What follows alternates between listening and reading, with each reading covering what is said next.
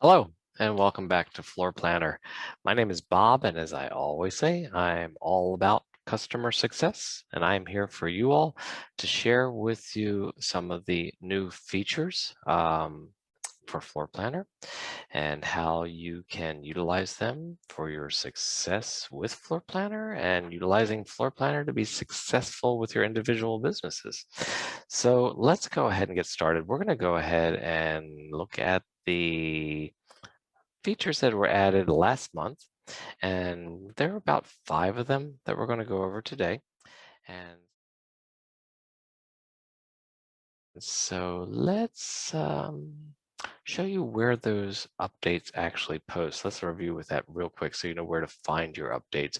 So if I go to floorplanner.com and log in as myself and go ahead and go back to my home page with my dashboard right here and go up to my profile, you'll notice over here where it says new features, more. If you select that more tab right there, it'll actually take you to this link right here. And you'll actually see all of the features, not just the immediate one, but everything back in history in the past year. You can actually cruise through here and take a look at maybe some other features you might have missed in the past. This is where we left off last time, where we're talking about the really cool feature with the new openings for your walls that are actual circles and arches, and the new assets that were built for those windows. So if you missed that, go back and take a peek. But here's where we're going to start. Let's start with these. These are 5 different ones we want to go over. So yeah, new sidebar in the dashboard. Okay, and we actually took a sneak peek at that just now. So let's go back and go take another look. Go back to my floorplanner.com login and at my profile dashboard. On the right-hand side, here it is. This is a brand new sidebar. This sidebar has taken different icons and points that were scattered throughout our dashboard and consolidated them and reorganized to make it a little bit simpler and cleaner that they're all right here on your right hand side. Now in here at the very top, it starts with our webinars that are offered to you. You're more than welcome to register for these. Join me.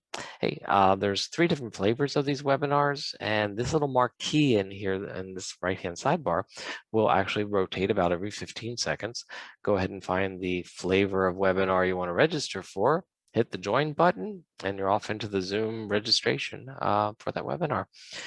And now let's talk about what the 3 webinars are. There is an introduction and demo, which is on every Tuesday and Thursday, and that's at 11 o'clock a.m. Eastern Standard Time, USA.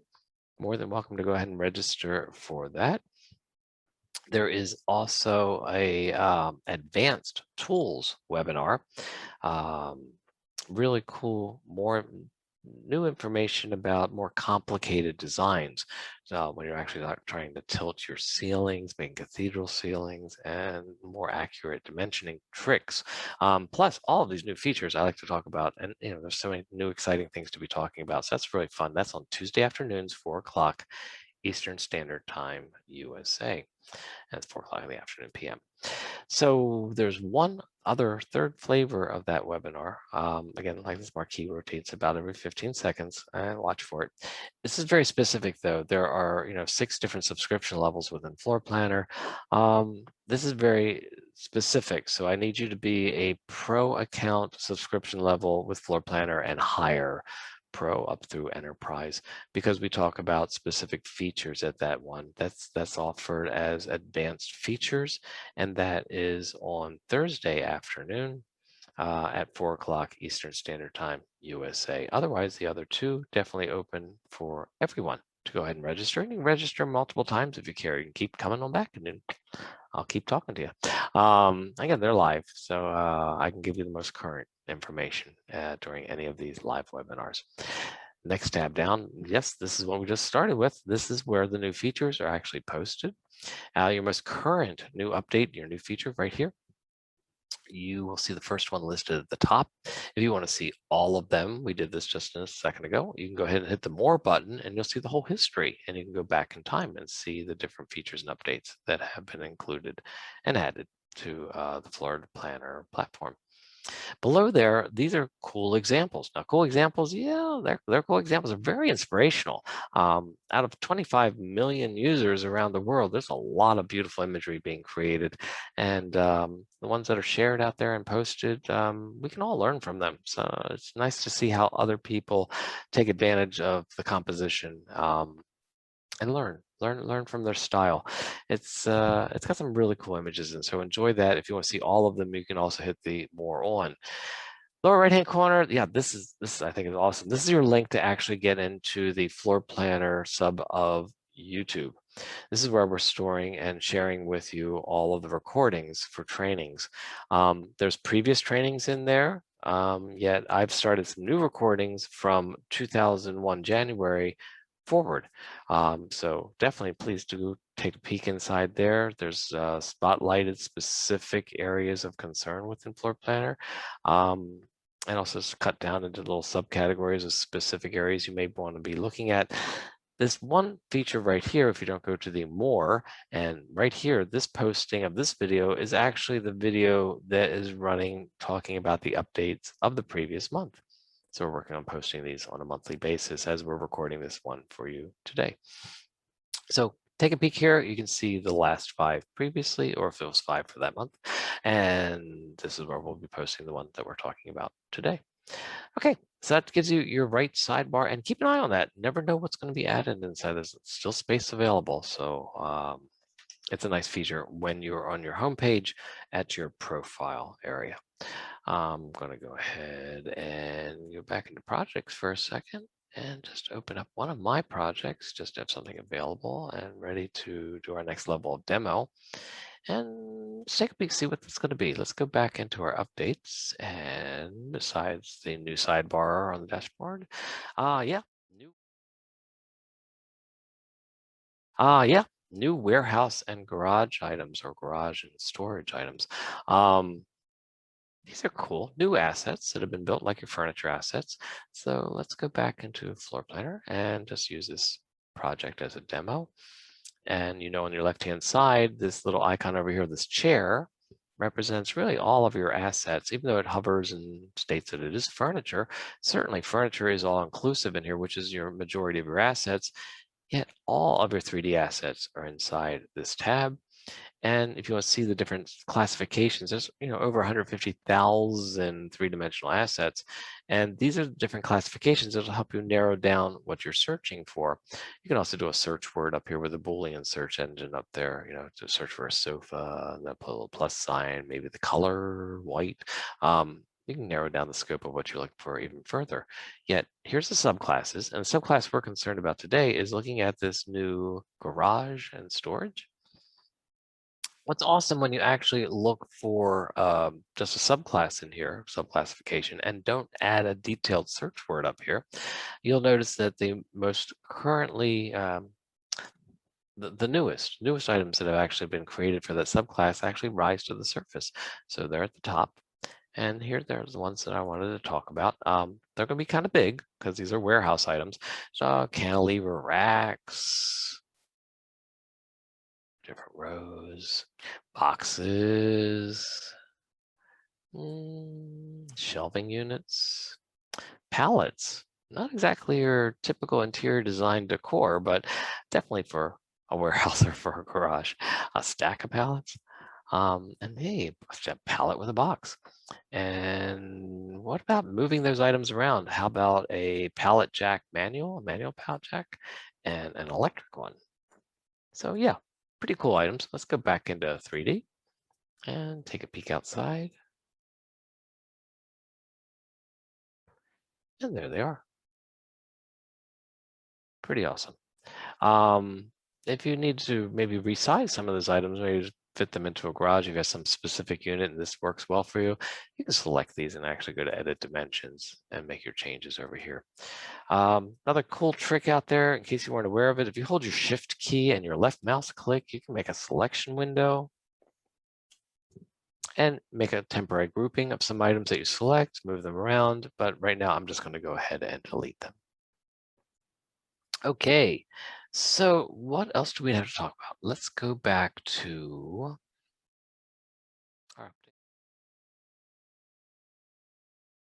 our updates. And next item we want to talk about is organize projects and exports with labels. You can do searches for projects based on its name if you know your naming structure that you're looking for. But now you can actually create your own labels and what those labels will be, and then assign them to specific projects, and then do a search for that label, and you'll have the projects that were associated only with that label.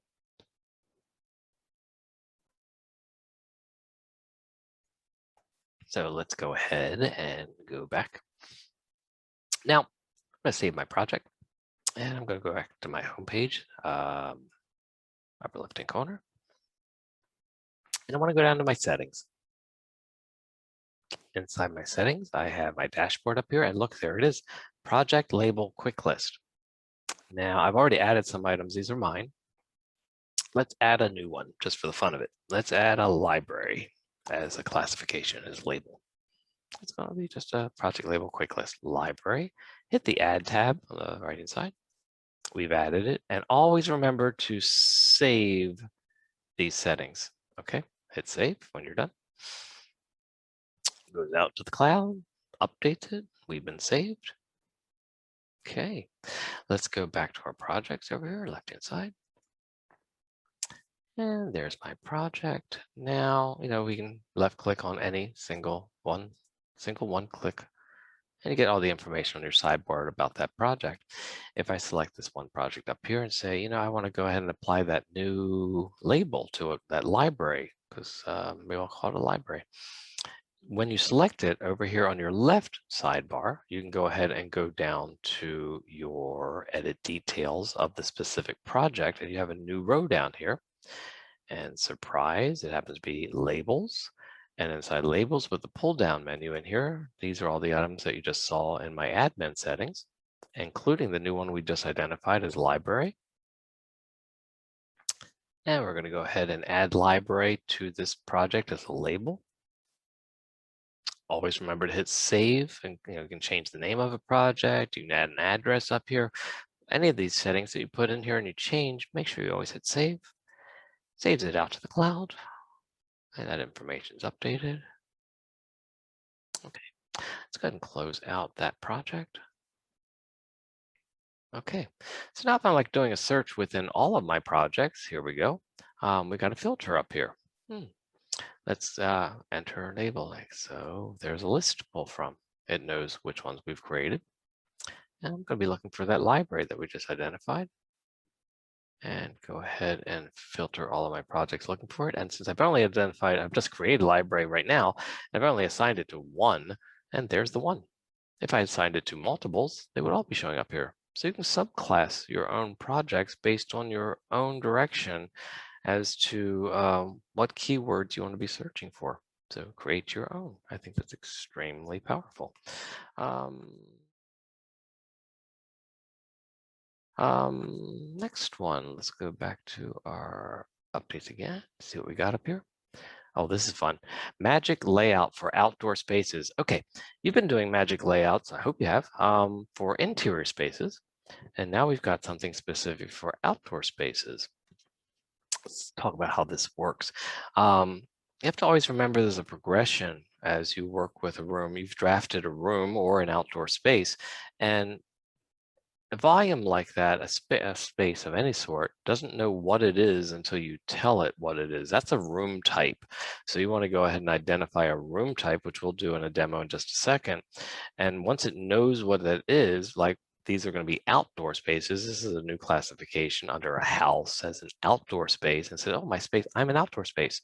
Once it's an outdoor space, you can then go ahead and start looking for room styles, which are groupings of furnishings and also floor materials, wall material, and you've created a room style. You can actually apply it to a room, but you have to identify the room type first. And once that's assigned to the room, Magic Layout takes over, and you can see different configurations. Of course, you can always customize it to your own design needs. That doesn't restrict you in any way, but it gives you some options right up front. So let's go ahead and do this. Let's go back to my dashboard. Let's go ahead and open this project. Double click on it. Okay, So let's build a patio, outdoor space. So let's draw walls. And I'll just extend out from these nice French doors that we have down here. Let's make something big. Nice, big, entertaining space. Something for the summer, maybe.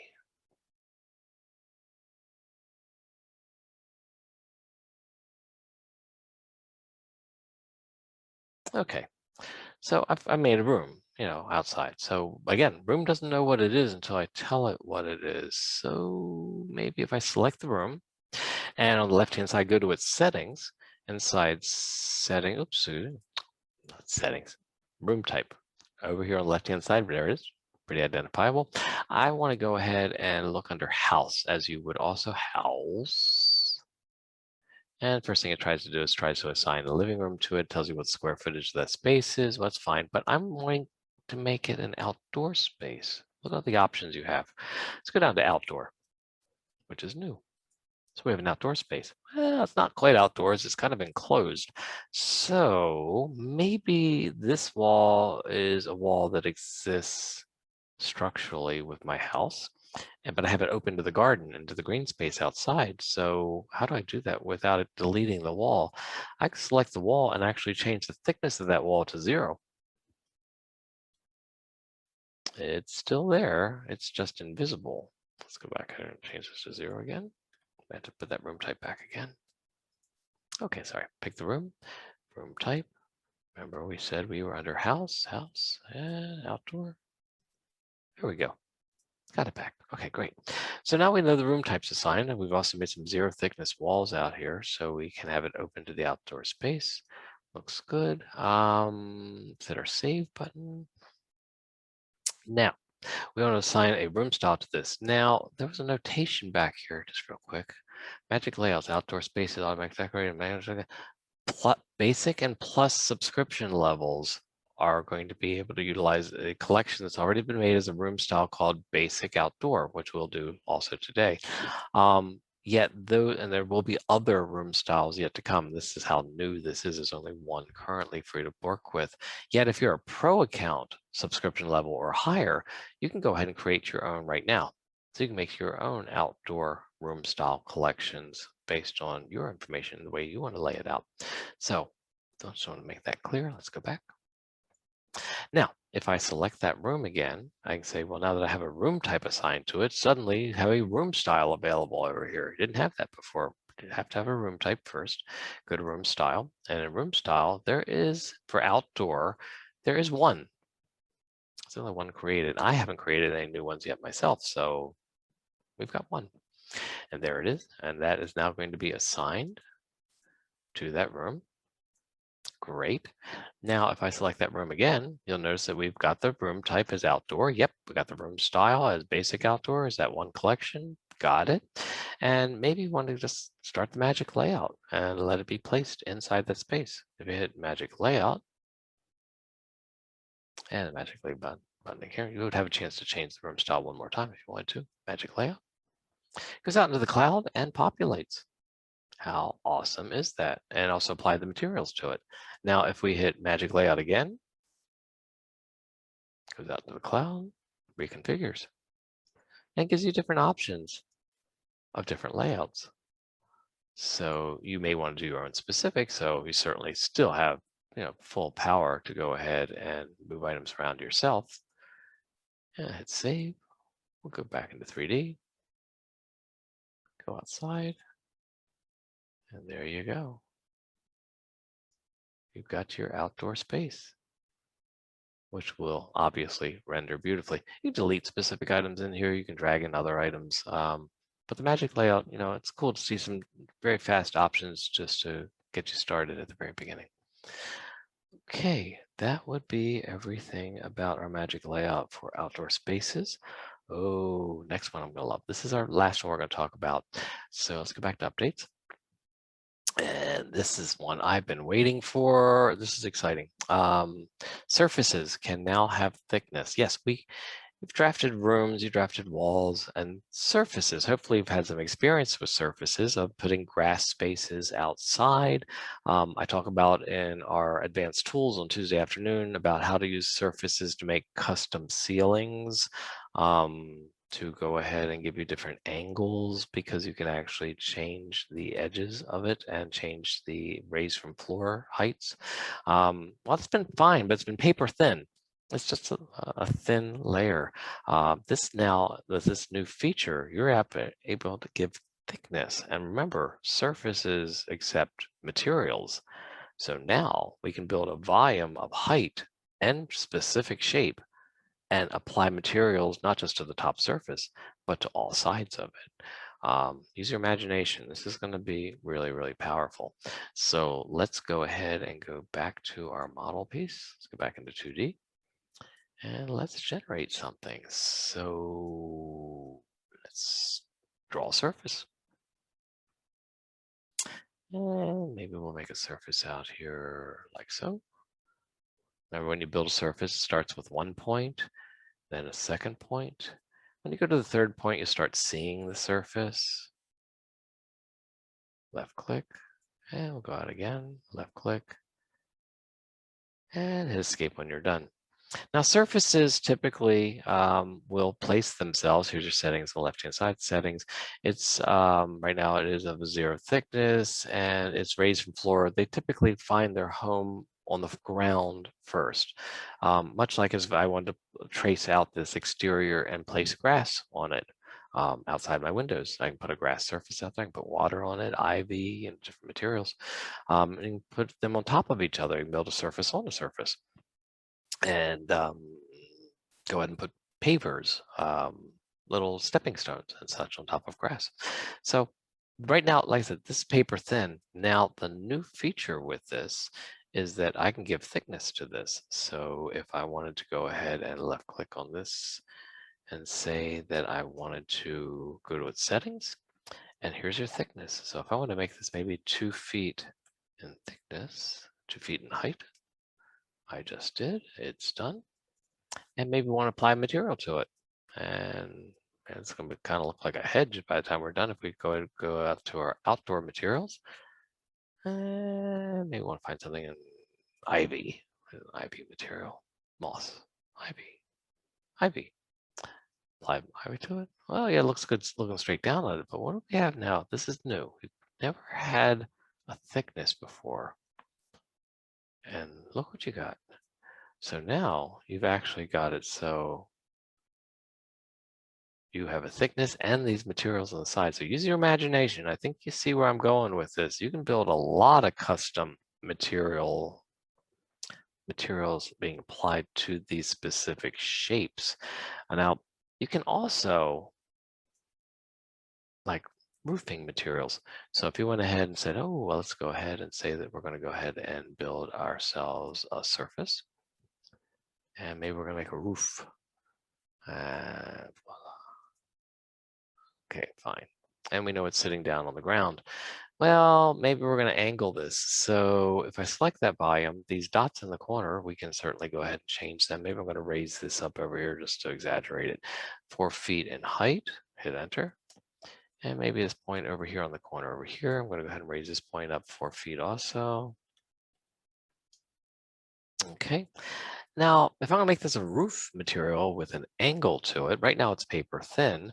I want to give it some thickness. So if I select that entity and go to its settings, and maybe I'm going to make it 6 inches thick. Didn't have the power to do this before. This is really cool. 6 inches. And let's go down into our materials for outdoor and maybe look for something like a Spanish tile roof. So instead of it just being paper thin now, we go into 3D. Let's go outside. And we've got, how cool is that?